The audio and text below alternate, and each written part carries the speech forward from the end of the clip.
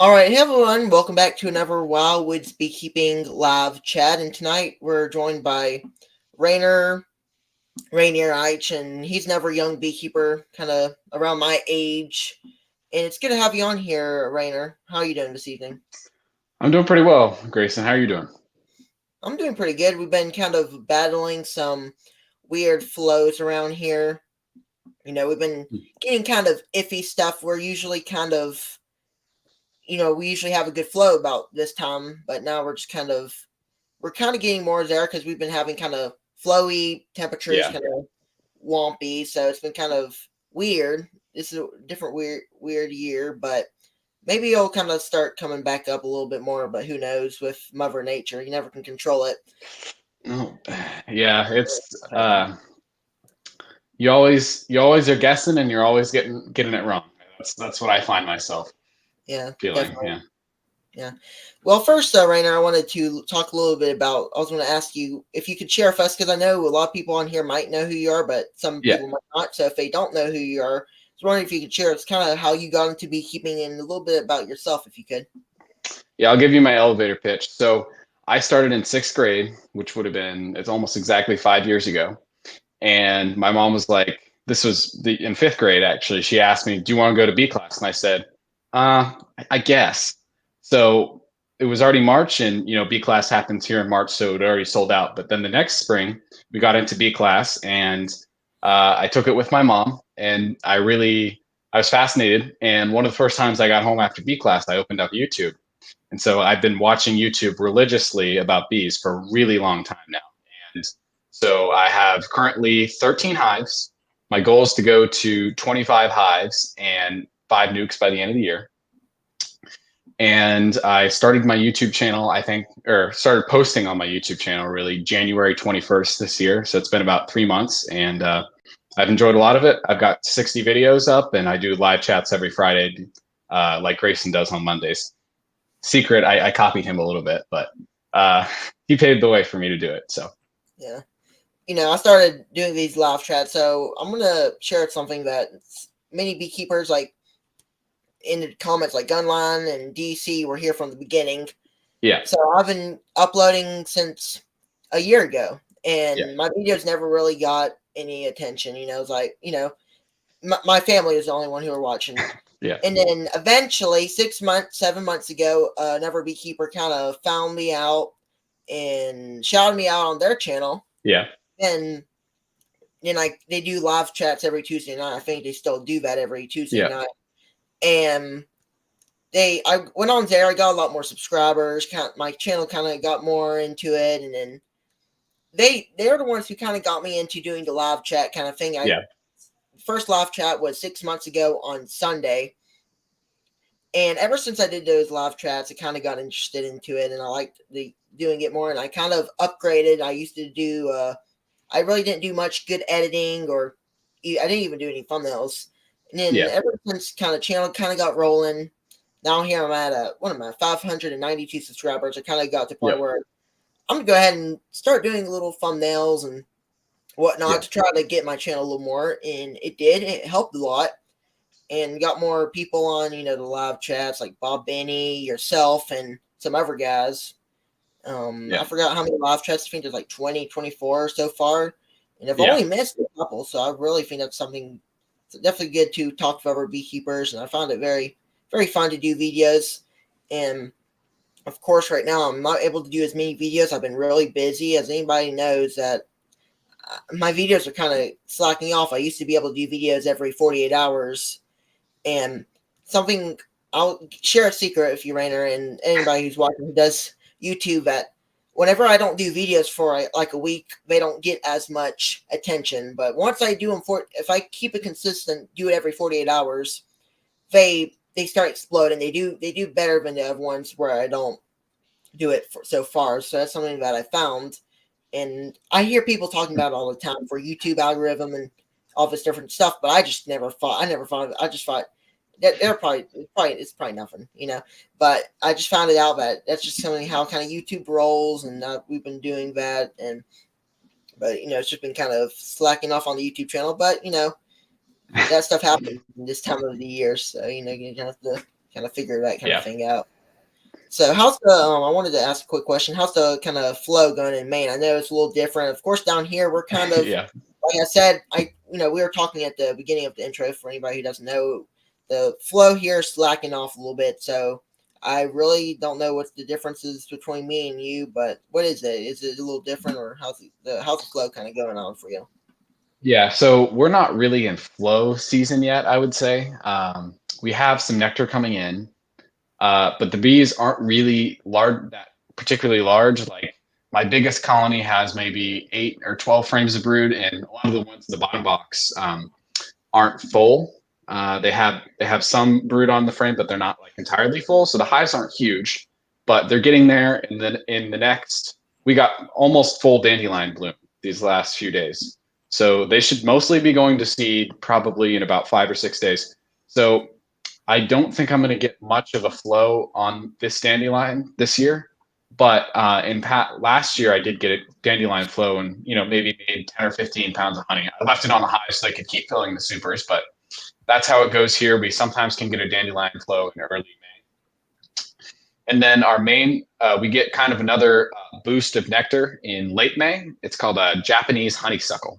So it produces these beautiful white flowers that turn into red berries, and the bees love it. But it's highly invasive, so it's taken over like a lot of our woods, and it really likes kind of the swampy marshland. So that'll get us some good nectar, and then we hit our main flow in around my best estimate for this year would probably be like the 7th, maybe to 14th of June. We'll hit our main flow, which is clover and bird's foot truffle, white Dutch clover, and those two bloom simultaneously. And about 7 to 10 days after the clover starts blooming, that's when it hits its peak in the first or second week of June generally. So that's what's going on with my flow. We're not quite there yet, but we're definitely getting nectar. It's not like it's not available. The hives just aren't that big yet. Yeah, down here we kind of got those temperatures that kind of go up and down, and rain. Yeah. And once that rain starts kicking in, it washes away all the pollen and the cold weather that comes in. It does that. So usually around this time, we usually have a very good nectar source flow. But this year, it just doesn't seem like that's happening. I think it's gonna be. I'm guessing it's gonna be another week or two, maybe not that long. But I'm just kind of thinking that because the way things are going, we may get some dandelions, but not really like a heavy flows. I'm just thinking maybe. Yeah. 2 more weeks. Your dandelions are still blooming? I thought that would have been a while ago for you. Yeah, it was. It was a little while ago. We got some dandelions. We still have them kind of around here on the ground. We have a big dandelion. We have a lot of those right now. Yeah. But whenever I'm talking about pollen, like a pine tree pollen, we have, like I say in my other live streams, we have a lot of pine pollen. Because we have a lot of pine trees. If you're gonna watch one of my videos, get ready to see a pine tree, and because we have them all around. But one thing I do like about them is they provide a good source for the bees to get pollen, and that's one reason why I like them. They are really bad for allergies. I must say that. That's one thing. Because I have bad allergies during the spring, and it messes it up for sure. And we also have oak trees around here. If you want to go into oak trees and all the other kind of trees, and pretty cool little stuff kind of blooming, kind of getting ready. We're kind of getting into that position. One thing I am noticing, they aren't drawing comb as good right now, just because everything's kind of off, so they haven't been drawing comb as good, just because, it's just kind of how everything goes. But that kind of stuff kind of happens whenever you're going into flows. It has to be kind of perfect. At the same time, you have to have no rain and no cold weather. And we've been having the opposite of that. We've been having a lot. This is a time where we get kind of a lot of rain for some reason. Just kind of how it goes. You have a lot of rain kind of going through the little southern, little thing. We're down here in Alabama. We get a lot of rain, so that kind of how it happens. But this is kind of how the blooms kind of going down here. A little different. But we're still gonna try to see if everything's can kind of get cured up. But I got some good production hives. We're gonna try to get 5-gallon buckets this year.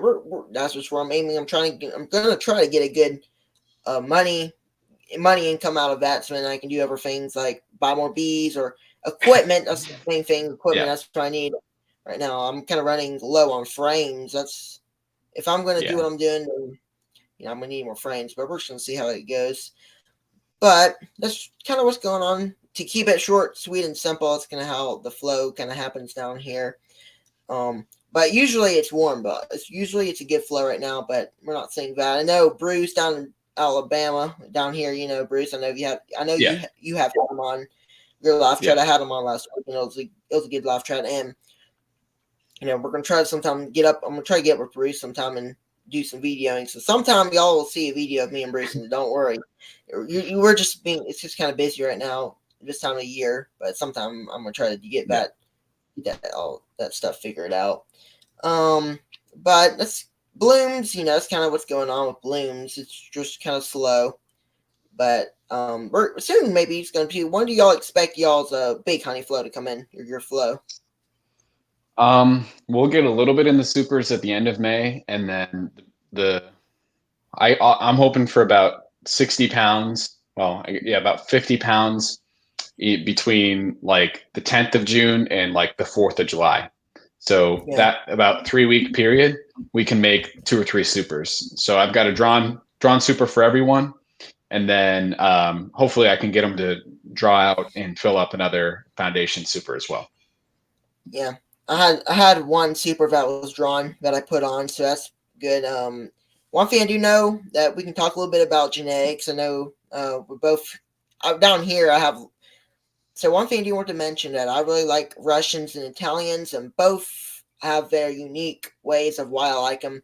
Russians are really good honey producers for me, at least. I've been having real good success making a lot of honey off of them. Italians do make a lot of honey, but Russians I do see they handle their honey a little different other than Italians. But Italians, I like them because they're a little more calmer bee. And they also, whenever you get into about this early time, they go full mode. For down here, that is perfect.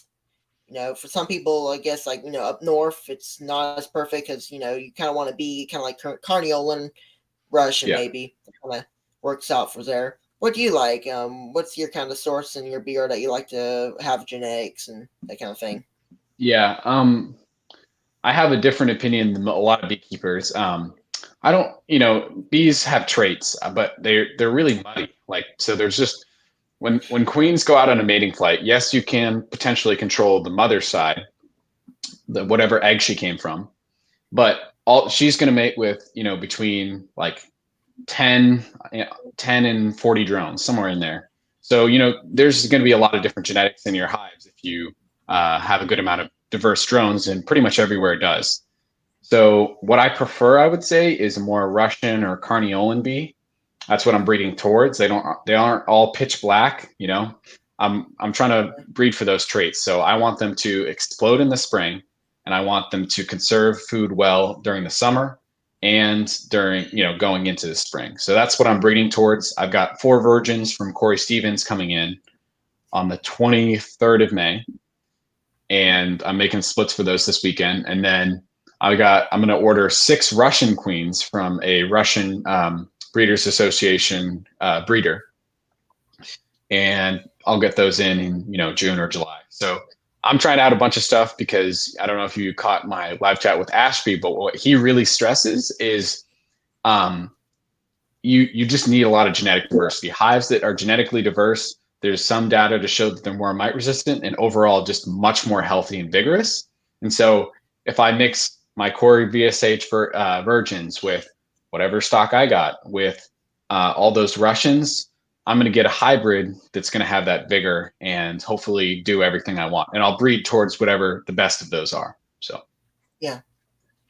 Yeah, I actually did just set up a yard. I guess we can talk a little bit about mating yards and stuff like that. yeah, On our 40 acres of, land that we have, I have one bee yard on one side, and I actually just took like some hives down to our other bee yard. So I'm really yeah, going to try to get more bee yards for mating, to get better mating. And one of the hives I took down to our I call it a little creek. We have a little creek. It's great for flowers. It's every year in spring, it usually does good. mm, And in that little spot, I really found that the mating's doing pretty good. I actually had a hive that had a virgin queen. Now she's mated. If yeah, anybody saw my video, they kind of know what's kind of going on with there.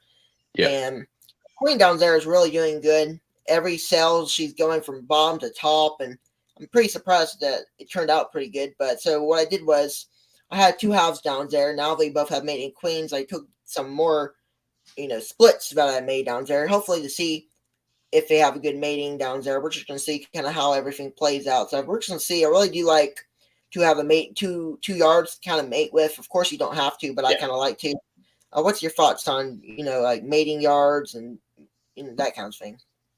yeah. So Bob and Ashby have educated me, as well as many others. Ian Stepler does it too. Cayman's talked about it briefly as well. So I've got my grandparents' farm. It's like roughly 40 acres, and then I Yeah. have a bee yard about a mile away from the property line that I had from prior years. So I'm going to have some bees in there, probably about 7 colonies. Then I've got on the edge of their property, I'm going to put all my 2 cell builders, as well as all of my mating nukes. And then I've got another yard on the edge of their other side of the property with 4 hives there right now. So my goal is I've got those 2 yards surrounding it. I'm not sure how well it'll work, to be completely honest with you, because there is a swamp mixed in there. So that Yeah. could be an issue with dragonflies. But, if I have more drones, I have a better shot anyways. And I have mated queens from not the yard that I'm mating this year, but one, a mile away. So I think it'll be okay, but we'll see how it goes. Yeah. A lot of times I hear people like Bob Benny and other people like Seth Hill. Many people know who he is. I'm working for Bob Benny. And I was watching one of his videos a while back and talking about dragonflies. And we have a lot of dragonflies around here, so that can sometimes be a big problem. But we're not. Some of our bee yards are not really close to swamps. Of course, we have a bee yard that's close to a creek. I don't know really how big that's going to affect it. Either way or another, we do have a lot of dragonflies, so they can be a pretty big problem if you're going to have a lot of virgin queens for mating, because those dragonflies love those virgin queens and any other bee in general to eat for a little snack. And I did see a little short. Well, back, I forgot the person who did it, but it was like a dragonfly eating like a little bee, and that stuff kind of happens. They snatch them out of the sky and start eating them, and that just happens.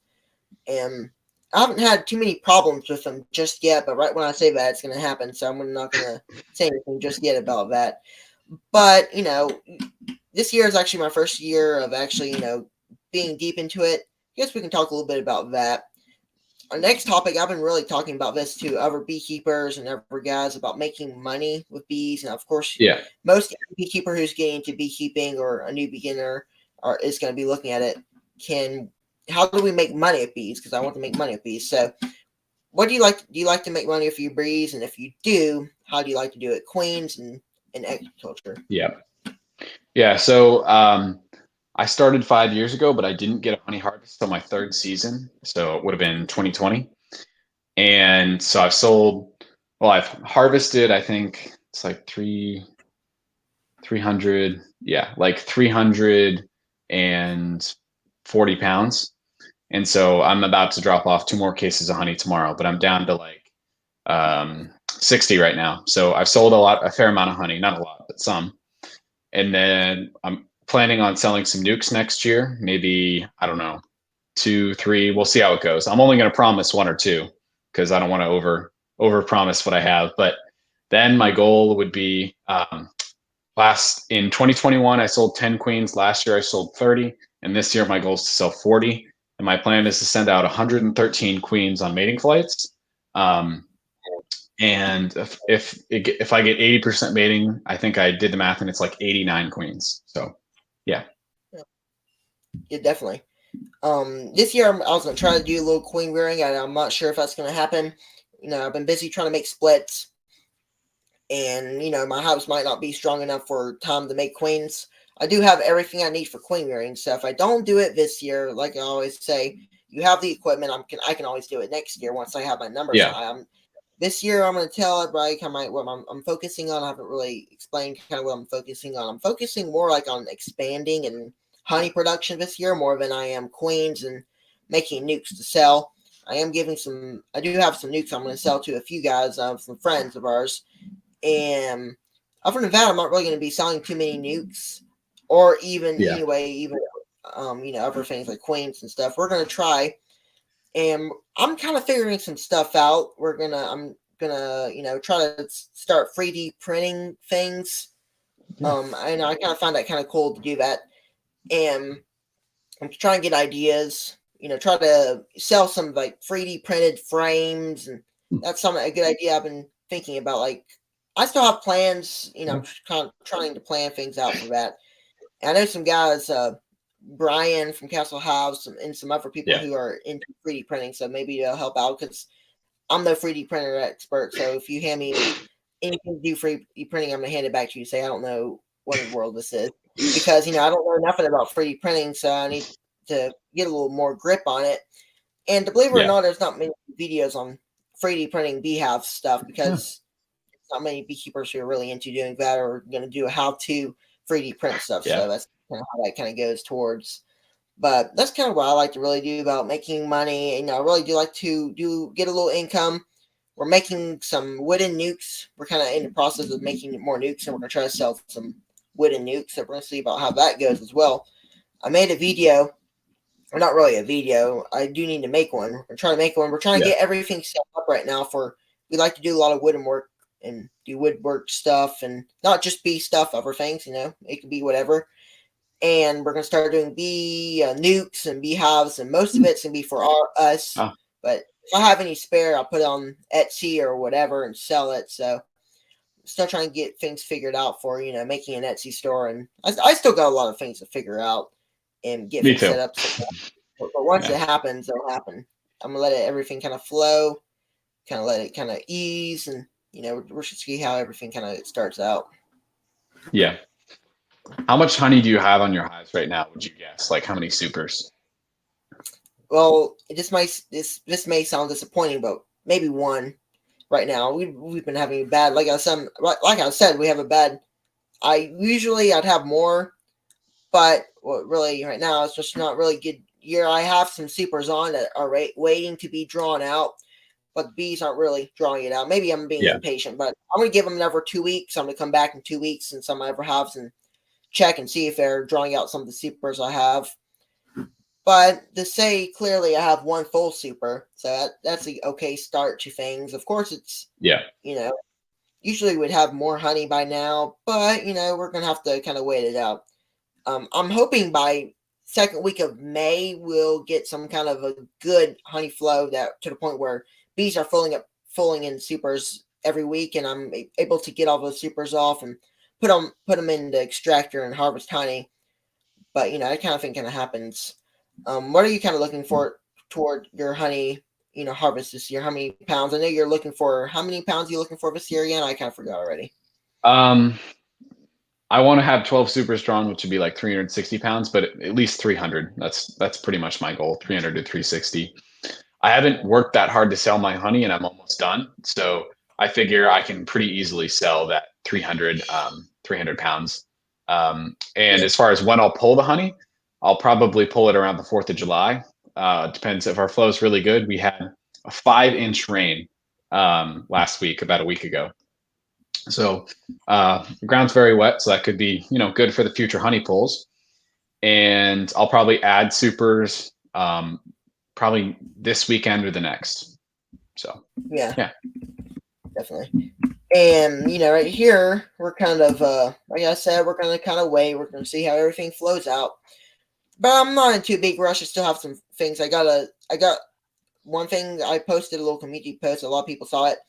I have got a lot of Premier Foundation in, and I like Premier Foundation. I got some from the Hive Life. I'm sure you got some. Everybody got a Premier frame, including all of us. We got 4 frames, so I use them. And the bees loved them, and they really liked it. And so I thought, hey, this Premier stuff is working. I'm going to buy more of it. So I bought more of it. I have 100 frames, 50 deeps, 50 supers, but that's probably I've already used a lot of it. A lot of the supers, putting them on hive, so I bet it's gonna be gone within the next 2 weeks, or if sooner, just depending on how the flow kind of starts up. Yeah, but that's just kind of how it's going with that. Do you get tallow, Grayson? I think we do, and I know Bruce and some other guys do. We probably do. I'm not a big flower guy, so I don't really know about that. But you'll get there. I gotta still figure out some flower stuff. I know some other guys. There's a lot of people who I know, a lot of people who know me, and I know some other people who know a lot more about flowers. I forgot the names of the guys, but they do a lot of flower things. I know Fred Dunn. He probably does a lot about flowers. He probably knows a little bit more.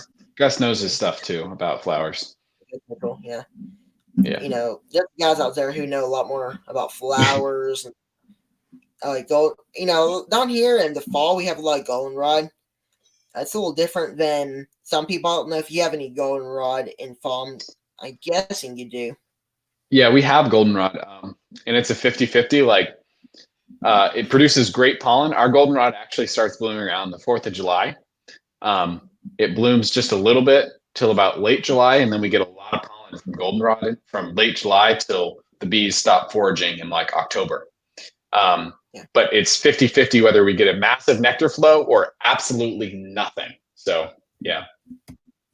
Yeah. Well, I got another topic for us to discuss. It is mites. Of course, we have a lot of mites. I'm sure you do in your hive. All of us do in the United States. Don't know about Australia. Australia is still waiting to see if they're going to get mites or not. But what do you like to do to control them? What's your certain thing like Apivar, Apigard? We all know there's so many treatments. What's your pick on the treatment? A little bit about the mites themselves.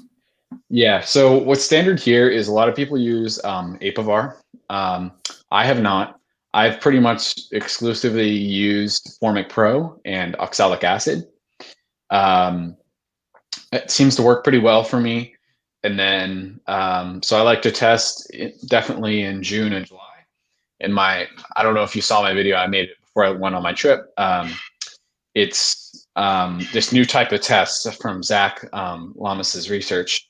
He suggests to test 40 drones from the middle of the brood nest for mites instead of the 300 workers, because what he found was that almost all of the mites moved from, they were either in the drone cells and hatched on the drones, or they hatched out of the worker cell and then they jumped onto a drone or another worker, but they stay on the drones that are only right in the middle of the brood nest. So before the drone goes to the outside of the nest and goes on his flight to go try to mate with the queen, they hop onto another drone or another worker. So they stay in the center of the brood nest. So in early June, once I have enough drones, because I don't want to kill all my drones that are going to mate with my queens, so I'm going to wait till early June and then go through each hive, pull 40 drones from the center of the brood nest that have just hatched, test them for mites, and see what happens.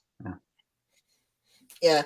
I want to say one thing many beekeepers don't know. I've mentioned it a lot of times that I actually started to treat bees last year because the years before that I lost hives, kept on losing them, and I didn't know what was going on. But then I probably figured it out. Maybe it's the mites that's going to them. So I had Apivar strips kind of laying around. I'm thinking I'll go ahead and use that, put them on the hives, and see how they work. Well, they did pretty good. I didn't test because it'll sound funny, but I didn't have one of those little testers because I didn't really look into mites. I was kind of treatment free, or chemical free, whatever you want to call it, and so I never treated for a while. So I'm gonna say about 5 years I haven't treated. Now probably 2 years worth I did treat. So that's kind of where I kind of went on, and I like to use Apivar. I've never really tried Formic Pro. I saw a video on Bruce's bees, Bruce Jan down in Alabama, down near me. and he did a little video on Formic Pro, and it seemed like it did pretty good for him. I've never tried it before. And you also have Apiguard. I have some Apiguard laying around here somewhere in my big pile of stuff around here, bee stuff. I have it somewhere. But one thing is, I do like the Apiguard. I think it does work, but I haven't used it enough to know much about it, so I really won't go into detail about it. Now, I've used Apivard. Reason why I like Apivard is because it's not temperature relevant. So if you have the Apivard, it goes towards, you have to have a certain temperature. Because down here we have whatever temperature it is. Some days it'll be 70 degrees. Next day it'll be 90, and then the next day it'll go back to 70. And then who knows? It may go up to 80 and elsewhere. So you have a lot of relevant temperatures. I guess it's the same way up north. By now, probably a little different, in Canada and other parts of the world, as I must say. But it's kind of how I like to do mites. And then you can always test. And you also have like a oxalic acid and the new thing of extended release OA. I know a lot of people heard that it actually did just get, I guess I'd say, illegal to use now. Just because it just kind of got to the point, where it was banned by the EPA like a few weeks ago, maybe a month ago. Somewhere around there. I heard that on the person who I heard it was from David Burns. He did a little video on it, and that's where I first found it out. And just kind of how it kind of went out. And I never used extended release. I don't know if you have. I haven't either. Yeah.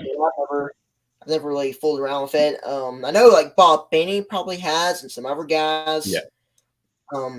Went into it and kind of went to see if it worked, for the extended release. I want to get like an OA vaporizer from LaRaw Bees. You may have heard of them. Yes, because I hear a lot about them. Yeah, Instavap, and I really want, or Instavape, however you want to call it. I like it. But I do want to try it out because I hear a lot about it. But we're just gonna see. It's another easy way to treat mites. For sure. OA, that kind of thing. But you have like the ones that plug into the wall, the ones that take the battery, and we're just gonna see how everything goes out and maybe use them. But another topic we'll discuss real quick. Now that we're kind of into season, I know you guys are a little more later. Of course, we're having some warm temperatures, not good of a flow, like I said many times. But I wanted to talk about was feeding. What do you like to feed your bees in spring, fall, and winter? What's your kind of look onto on that? Yeah. So I'm a strong proponent of feeding enough in the fall where you don't have to feed any sugar in the winter if you can. So for me, I'm packing in as much 2-to-1 as I can between like the second week of September and the second week of October for that month span. I'll just feed as much as I possibly can. And then in the springtime, I feed pollen patties. Whenever the crocuses bloom, that's my sign. I go into the hives, I put pollen patties on each one, and I like to check them every 2 weeks. Helps them build up, make sure they have enough pollen, even if they can't fly. And then I'll feed, I can feed in the spring if the bees need it, but most of the time I feed enough in the fall where they don't need it in the spring. And I just equalize honey stores between hives. And then I'll feed sometimes during my summer dearth in July and August. And I generally feed all of my mating nukes sugar water. So that's what I do for feeding. Yeah. I like to, last year I tried out candy boards. I'm going to call them sugar bricks. I like to call them sugar bricks. Candy boards. Candy boards is really no different than sugar bricks. It's just on the top. Another way to feed. And I found that it did pretty good. The bees really liked it. There was one day where they kind of went through. Let me see anything. Saw that. It was like 20 or 48 hours, right? Yeah, something like that. They kind of went through it. It was a warm day. It wasn't cold. It wasn't anything big, but they really liked that stuff. So kind of want to kind of help. But stuff kind of happens and bees kind of go. But I was feeding a little bit of 1-to-1 sugar water at the start of the year. And with 1 gallon buckets, I like to use gallon bucket feeders, pail feeders, whatever you want to call it. And I have good success with that. But one thing is, if you feed it too much, the bees will start storing it in. Once the brood hatches, immediately a little bee will come behind it and store nectar in it. So your bees will become honey bound. So some of my strongest hives that have a lot of honey on board, I don't feed because they need to not get as much honey bound. But the smaller hives, like the nukes and stuff, I like to go ahead and feed them. What I usually do is each nuke, I like to give them one gallon bucket, and then after that, leave them. They should have enough food. And I also put honey in there, so that should also give them that boost. And then my splits I leave for about 4 weeks and then come back. Sometimes I'll get into them before that, just because I'm curious if they have a virgin queen, just kind of keep up with them. You know, that's just that kind of stuff. Now that we're kind of getting kind of towards like the splitting, now that we're kind of in like swarming, I guess what we might call it. I already caught myself a little cutout. A lot of people call it a mini cutout. But whenever you get to this time of year, Rainier, what do you like to do for your splitting methods? Of course, you got the walk-away split. You got some other methods. What do you like to use in particular? Yeah, so I don't really do. I don't think I've ever done a walk-away split. So I've split with mated queens in 2019 and 2020. Then in 2021, ever since, I have not bought one queen. I have exclusively just grafted and then made up mating nukes. And if I have buyers for the queens, then great. I pull the queen out, I drop in another queen cell, and I keep going. If I don't have a buyer for the queen, then I just leave her in there and let her build up for a little while. And then I combine all my mating nukes into bigger hives in July or August. So that's been my my one way pretty much to split. I'm doing splits this weekend for Corey's virgins that I ordered. First queens I've bought, in 3 years. And I'll just pull out 2 frames of calf brood. I have honey. So pull out 2 frames of calf brood and some bees, put in some honey, and make a 3-frame split. I've got these Lysin insulated nuke boxes. I made a video about it if you want to see it. And that's how I've been doing my splits. Mostly 2 frames of brood, 1 frame of food, and then later in the year I combine them together and make them into hives that way. Yeah, thank you. I do something similar, but what I've been doing lately is just taking like 2 free frames of brood along with a frame of food, maybe a frame of foundation or just a drawn frame. Put it in there, let the bees raise their own little queen cell, and then there you go. You're gonna have it. If they do good, they do good. If they don't do good, well, you're gonna have to find out something. Sometimes if I have something that if the queen doesn't go bad, I'll just put another frame of larvae in there, and they'll draw it out. And they also have frames of more brood hatching out, so they have more younger bees coming out. So you kind of get some of these there. There's some debate on it. There's some different kind of things that maybe keepers like about it and don't like about it. One thing is, if you're not careful, a lot of the beasts of the older beasts will go back to the original hive. Of course, a lot of times that will happen with any split that you do, whether it be a walk-away split. What I do like to do is I've been liking the Jester nuke boxes. I'm sure you know what that is. It has like a little thing on the entrance where you can close it or open it. I really like that.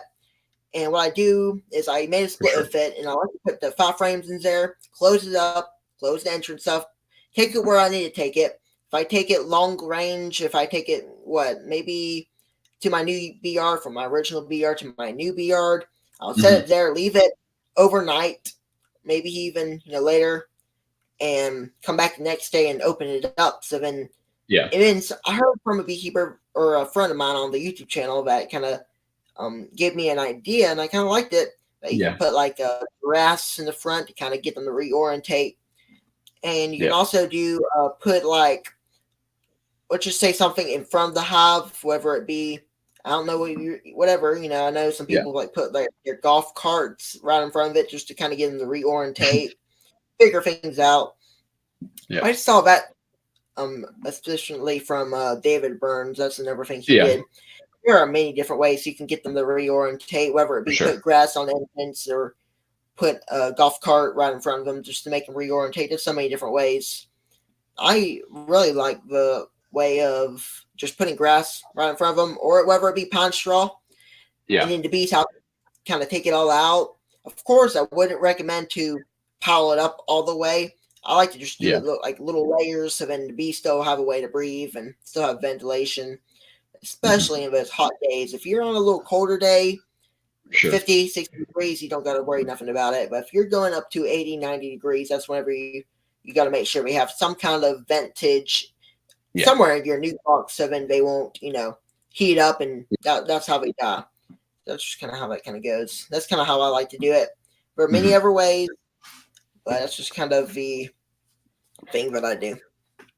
Yeah, the foolproof way is, move them 3 miles and then they can't find their home again.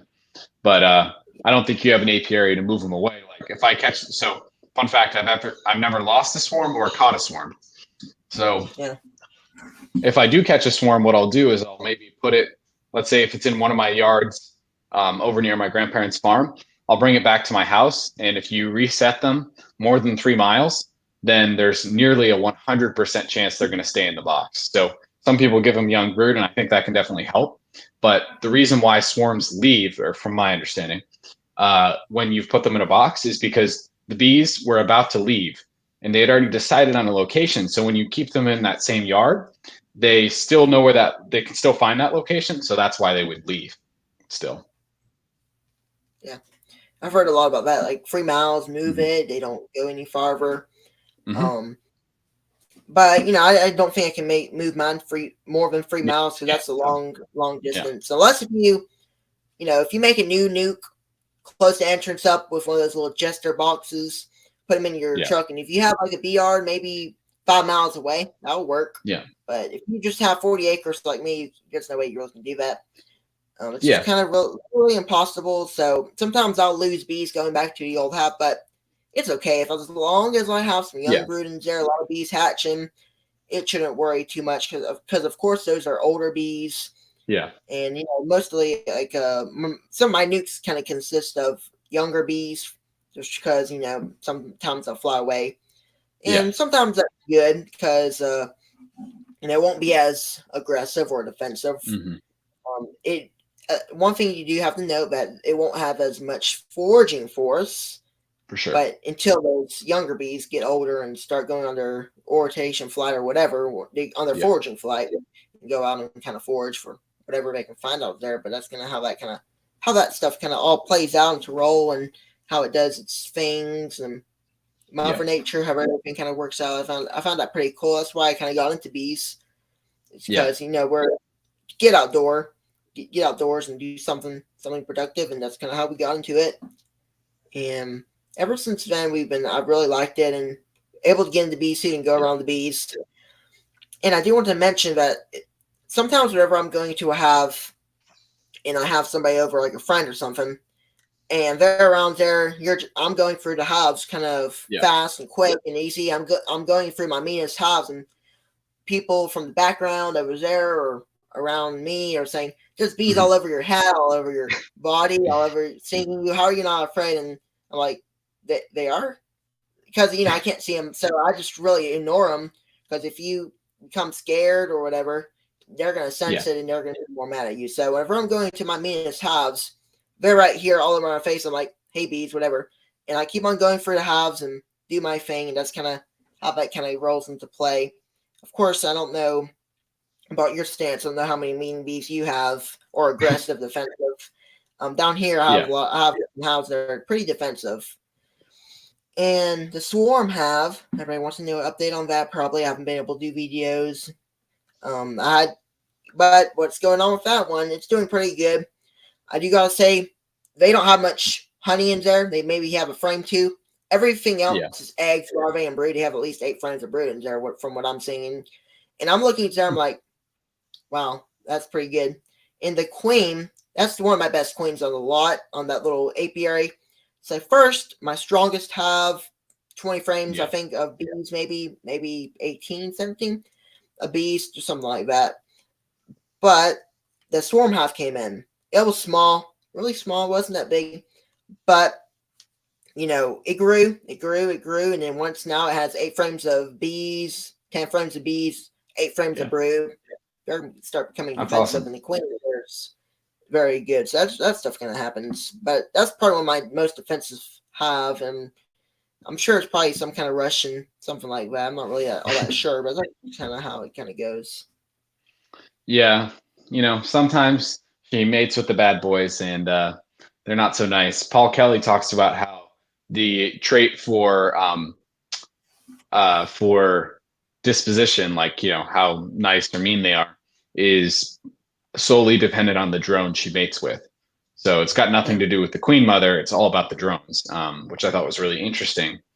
And then he's also said, on a side note, that like how hygienic the hive is, not in the sense of mites, but in the sense of like, is there stuff on the bottom board? Because some hives will be completely spotless on the bottom of the hive, and others not so much.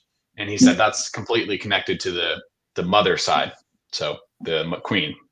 So I thought that was really interesting. Yeah, definitely. Another topic goes back to the honey thing. So I got a question from a guy. I forgot who the person was. I long forgot, but I know the question he asked. Yeah. Do you ever look for a certain flavor of honey? That's what I want to ask you. Mm-hmm. Whenever you're going for your honey, do you look for a certain flavor of honey? Yeah. So our flow is pretty short. So I'd love to separate honey, but it can be pretty similar between hives. But I do have one story about that. Last year, I had three apiaries, two that I produced honey at, and one was just new nukes, like where I installed nukes and built up the apiary. But the two that I did harvest honey at, the one at my house, the honey was completely different than the honey, 10 minutes away at my other apiary. It had a much more subtle flavor. It wasn't as floral. My mom's like, she couldn't stand the first one. It was just too strong of a flavor for her. But she really liked the second one because it was a little bit more subtle. But the fascinating part about it was they looked almost identical. Physically, they were like, when you looked at it, there's no difference. The only difference, quantifiable difference, was one was at about 16.5% moisture and the other one was at like 15%, which is really dry honey. It was really thick and would not get out of the frame. It was very, very sticky. Yeah. That's whenever you're knowing what percentage your honey's at, refractometer, that can come in handy. I don't have one of those. Someday we may need to get one. But I always just go by if it's capped or not, just to be safe. Yeah.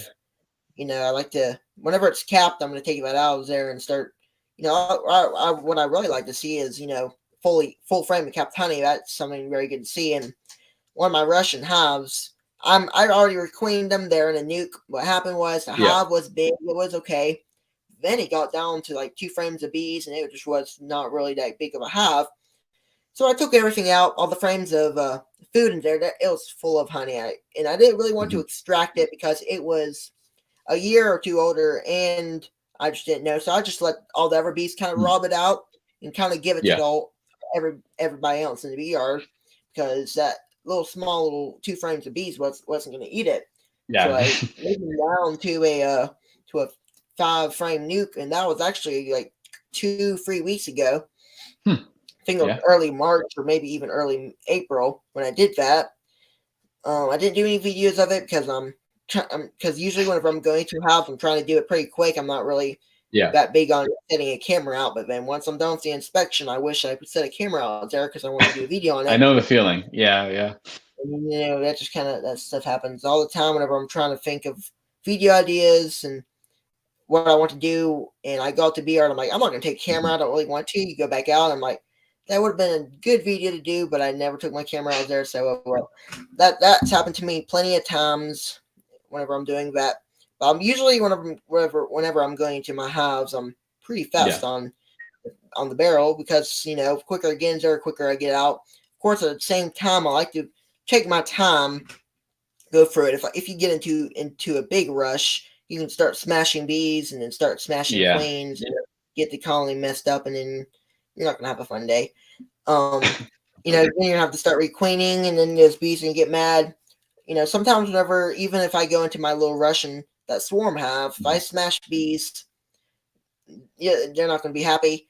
And sometimes that certain hive, every day, any day I go in there and I go through them, I put that lid back on, they're back over at the house, just kind of flying around and, just kind of being kind of interested. So all day that day, sometimes they'll kind of go around you and start buzzing around you, but it's not really big of a deal because, our bee yard is actually pretty close to the house. It's kind of 100 feet away, I think. Yeah. Not too bad, but I don't really think it's any Africanized bees. A lot of people will say whenever you're going to have on video, wow, that's an Africanized hive. You need to get rid of that. But Africanized hives are a little different. They follow you longer. For sure. They're more smarter. They're more faster. And if you have an Africanized hive, they're gonna be all over you. If you have a Russian hive and there's some bees up here, bees down here, that's probably just some spicy Russian that you have. If you have an Africanized hive, they're probably gonna be all over you, stinging you, and you're probably not gonna be out there for much longer. You're probably gonna go ahead and get back, and because there's a lot more guard bees. Me and Bruce were talking about this difference between Africanized and standard bees is a lot of times they're Africanized bees. If you don't have any head protection, the bees are going to start going up your nose, up your ears, up your mouth, and start suffocating you. And another thing sometimes, that can happen there is, so I know a lot of people up in like Arizona, maybe Texas, have those Africanized bees. I've never seen any Africanized bees, but we talked a little bit about Africanized bees, the differences. And there are some huge differences between Africanized and, the, Russian and even Italian. So that's something else I wanted to bring up real quick. While we're kind of talking a little bit about the Russian genetics and whatnot, stuff kind of happens whenever you have a lot of genetics and trying to figure out what genetic that you like and which one suits your needs, which one you're comfortable going into, which one you like, and which one makes you enough honey. It's that sort of thing where you want a perfect genetic. You want one that makes a lot of honey, a good laying queen, really nice. I guess that's all about you really can say. You just really want a perfect queen and you're not always going to get that. There are some times where you will. You'll get a certain queen that you really, really like, but it all really depends on what drones she mates. What she mates with, and that's just really what it boils down to in that little opinion there. Yeah. You only can control so much with queens. And you're just left to Mother Nature's mercy with queens. You can try to control half, but that's the best you can do, really. Yeah. And now that we're talking a little bit about queens and genetics, how do you like queen rearing? I know you do a little queen rearing yourself. I don't. I'm soon going to start to try to raise some queens. We're going to see about it. But how do you like it, and kind of why you like to raise queens? Yeah. As you mentioned earlier, making money with bees just makes it a lot more fun. There's a certain amount of satisfaction with that. And that's the way I've made money with bees, and not spending it on buying queens because I want more hives. And then also with selling queens and eventually selling nukes. So I do it because of that. I'm not as successful as most of the other beekeepers with takes on grafting. It didn't go that well last year, so I'm really focusing my absolute hardest at getting all the conditions right in the hive to make it better this year. And so, hopefully I will get a better take. But when it's going right, it is really fun, for sure. Yeah.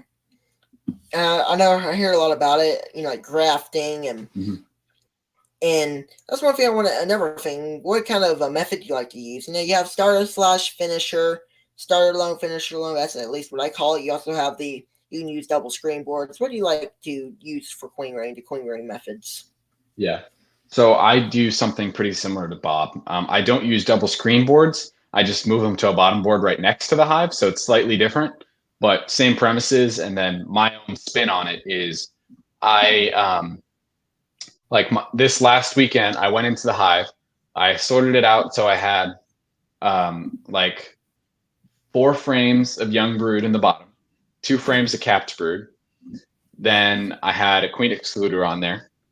Then I had in the top box another 6 frames of capped brood and 2 frames of food, and then 2 kind of empty frames. I didn't have enough capped brood. I would have put 2 more frames of capped brood in. This is 10 days before I wanted to graft, so I'm going to graft on the 15th. So I put those frames of capped brood in there 10 days before because my goal is to have the maximum amount of young bees to raise my new queens. And so I have the queen, any bees that hatch in that top box before I graft, the queen is above the excluder. So she'll lay back up into the capped brood. And then all the young brood below the excluder, they'll be in 10 days, there'll be no larvae or eggs that the bees can make a queen from other than my grass. So what I'll do, 10 days after I made up the builder, prepared to set up the builder, this was Saturday. Yep. I will go into the hive, pull off the box that she hasn't been in for 10 days, and then catch the queen, shake all the bees from that hive into the other box. And then some of them, all the foragers will fly back and keep, and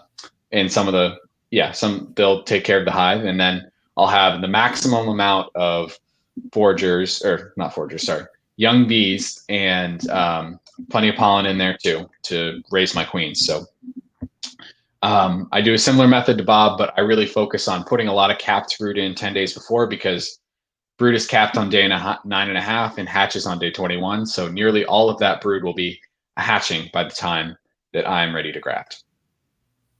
Yeah, definitely. That's a good little method to do. I hear a lot about Bob Benny's method. I watch his video. He has a long video on that. Goes through everything that he does to raise his queens. Mm-hmm. And Cameron Reynolds, he has one as well. I really like that method. Yeah. Starter/finisher. That one seems pretty easy for a beginner. Yeah. Anybody who's going into queen rearing, myself or anybody else, is probably going to like that, because it's, just a little simple thing. Mm-hmm. Don't take too much stuff. Just kind of like anything else, simpler for starting. But then once you get kind of used to it, you're able to kind of, expand to more and do more things. Kind of like with mite treatment, start with one treatment, like Apivar, and then expand to other treatments, and then so on, and then you kind of get used to everything. It's just that kind of thing where you have to kind of figure out things and do and kind of simulate things and kind of compare which one's better, which one's worse, like genetics. Sometimes you'll kind of go towards like which queen's better. And I do that a lot of times to just figure out which one does better. Like foundation. Like I have Premier Foundation, and I also have some Acorn Foundation. I have some laying around here like green drone comb, and I like to use green drone comb for a completely different purpose than what it is going to. So we can talk a little bit about green drone comb. What do you like to use green drone comb for? Of course, you can use it for mites, but I use it for something way different. And if you saw my video, you'll know what I like to use it for. But what do you kind of look for using, your green drone comb for killing mites and any other purposes? Yeah, so I don't have any currently, but my goal is to get some in the next few weeks.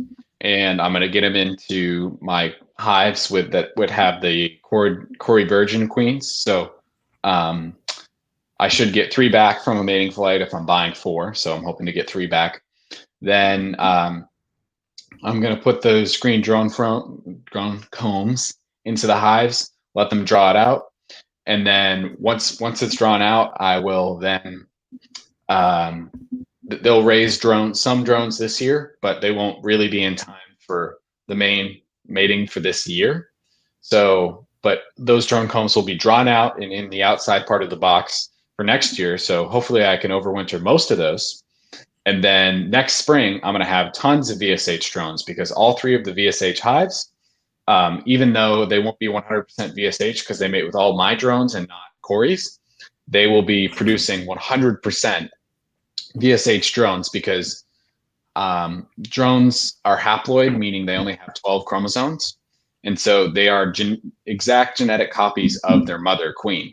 So all those Cory Virgins will be exact genetic copies of her, and not anything to do with mating with my drone. So those drone combs will get drawn out, and I'll produce hopefully thousands of drones next summer to increase my VSH in my population. So that's what I'm going to use my drone combs for.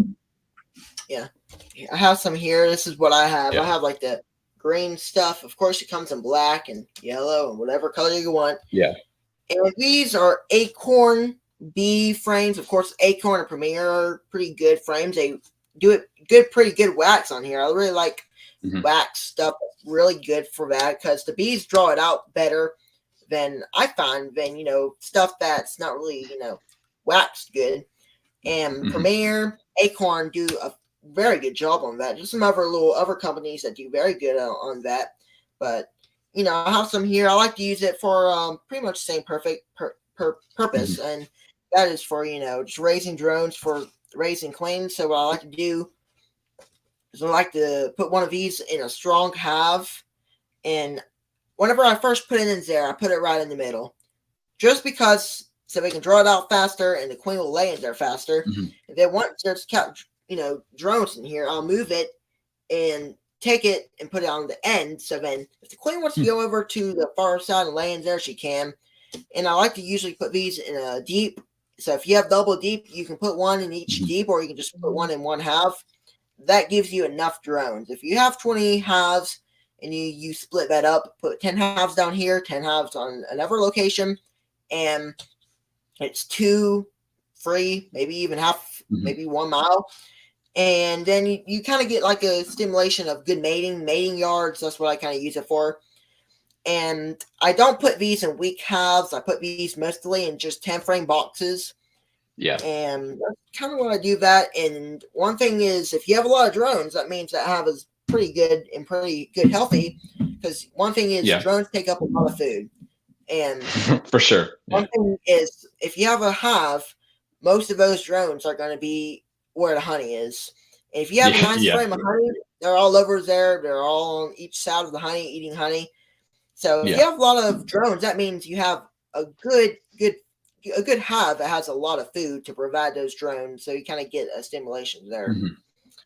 Yeah. Drone combs, they can definitely be useful for sure. It's just all about how you manipulate the hive, as we were discussing, Grayson. And, I want to get those VSH drones out so I can do my UBO testing, the unhealthy brood odor, and then the Harbo assays as well. So. Okay. We got a quick question here from Tim Gunlawn Beast, and yes, we'll both answer this. And he says, "What are y'all's main goals you're looking for to achieve this year?" Yeah, my goals are 300 pounds of honey, sell 40 queens, get up to 25 hives and 5 nukes. Those are the 3 big ones. Yeah. This year I'm gonna do it kind of. This is kind of long thing because I have a lot of things I'm kind of going, but I'm gonna try to keep it sweet and simple.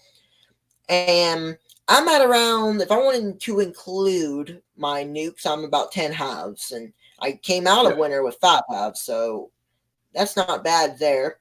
A good little expansion. We're gonna try to get more mated queens in.